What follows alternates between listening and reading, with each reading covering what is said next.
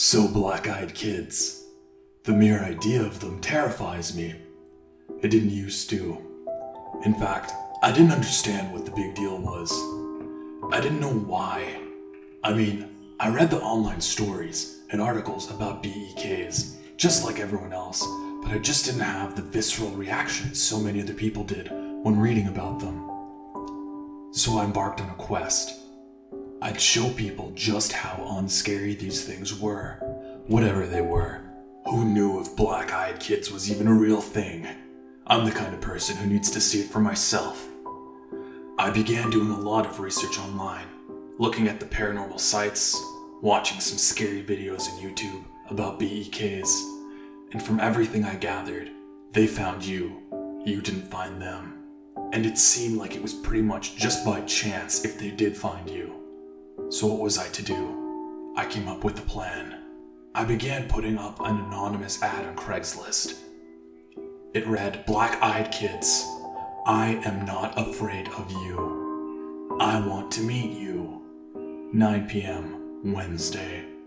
The park bench on the corner of 3rd and Washington. Show me why I am wrong and I should be afraid." The bench was only like a block from my apartment, so every Wednesday I would walk down there and see if anyone or anything came by. I usually couldn't sit there.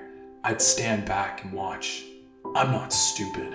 I may not be afraid for black-eyed kids, but I know that the internet can attract some nuts. And it did, occasionally. Nothing exciting enough to write about though. A couple pervs, some teenage kids joking around. So this went on for 6 months, and then I stopped posting the ad. The week I stopped, I got a knock on my door.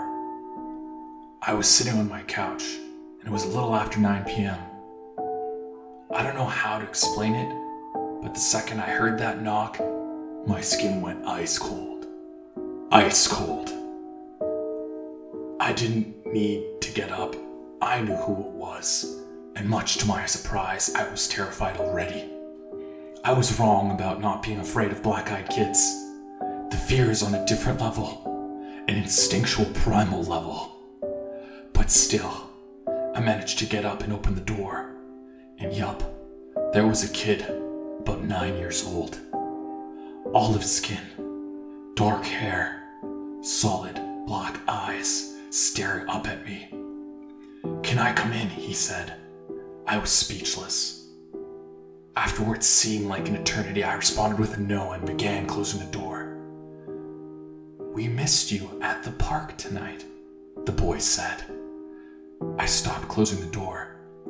I looked at him, my mind racing. "They've been watching me." The boy smiled up at me. It took everything I had to make my arm move again, pushing the door closed and locking it. As soon as I shut the door, I gasped for air. I hadn't been breathing. I sat back against my wall, facing the closed door.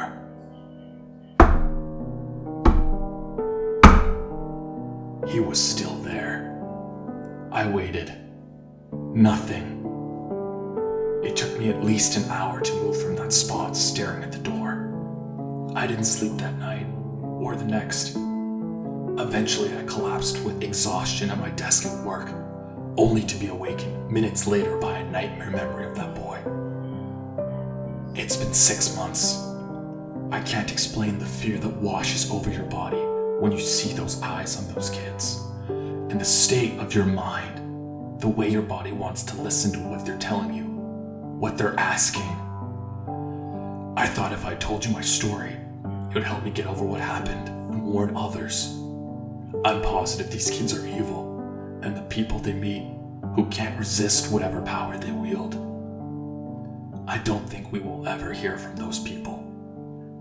I now avoid that corner park bench with everything I have, and I still don't tell anyone why. People think I'm crazy sometimes, walking 3 blocks out of the way just to make sure I don't go near it. But you'd be the same if you went through what I did. Black-eyed kids are nothing to mess with.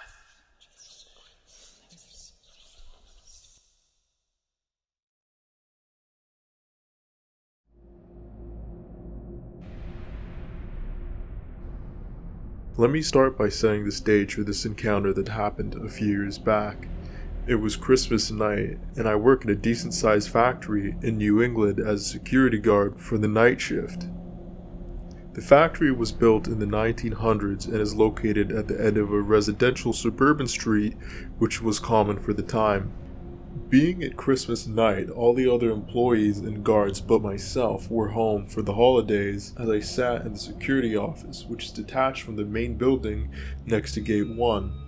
Around 2 a.m., I look up from the computer monitor to see three girls on the younger side, maybe 12 or 13, about 20 yards away, standing at the telephone pole staring directly at me. It's not uncommon to see children in the area as it's a neighborhood, but at 2 a.m. on a Christmas night? Come on. I tried to ignore it and continued to look down at the computer monitor until only about 20 seconds later I look up, startled, hearing tapping on the locked office door. And you guessed it, it was the girls. A confused and nervous look painted my face as the girls just started giggling. Can I help you? I raised my voice. They stood there, with an evil grin on their pale faces. Let us in, they said, as their what looked to be black eyes stared right through me. At this point, I was speechless. My heart sank, realizing how creepy this situation was. I told them, "Go away," with a stern voice, and got up and shut the lights. As soon as I sat back down, I looked up and I realized they were right back where they had started, by the telephone pole, looking up at me with an emotionless face. And just like that, they were gone. I watched the camera for hours after, watching to see if they would show up again. As you could imagine, I didn't have the guardhouse until morning. They might have only been young girls, but something about them did not seem right. 3 creepy girls. Let's not meet again.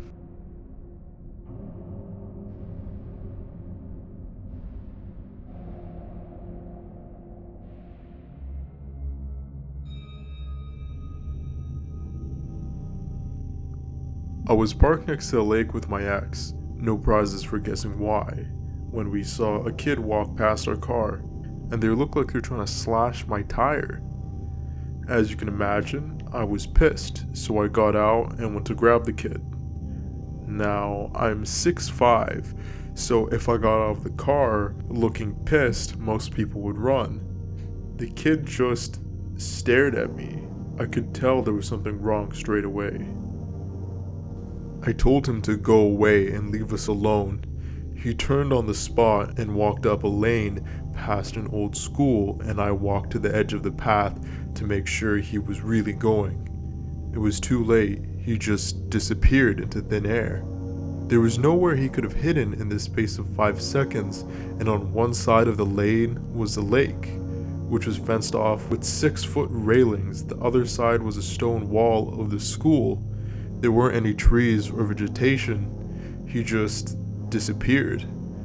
When I got back to my car, my girlfriend said she thought he was a little young to be doing drugs and slashing tires. When I asked why, she said, well, his pupils were very dilated and she couldn't even see the whites of his eyes. Then I realized why his blank stare seemed so off. His eyes were black and they seemed to look into me rather than at me.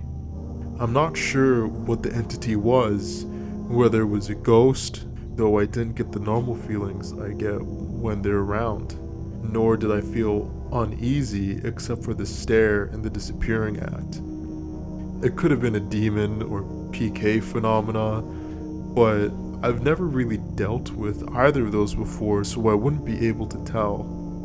I feel that I should also give a little background of the place I was at.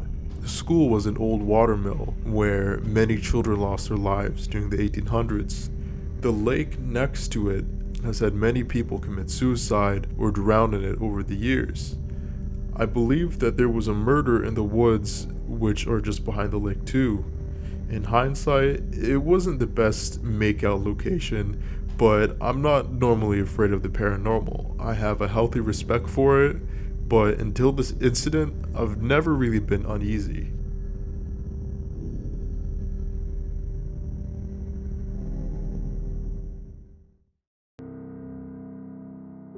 Hey everyone, Haunted here. Hope you all enjoyed my first video. I know the audio isn't the best, but I'm working on fixing that in future videos. If you like these stories, don't forget to like this video and subscribe to join the Haunted Army. See you all very, very soon.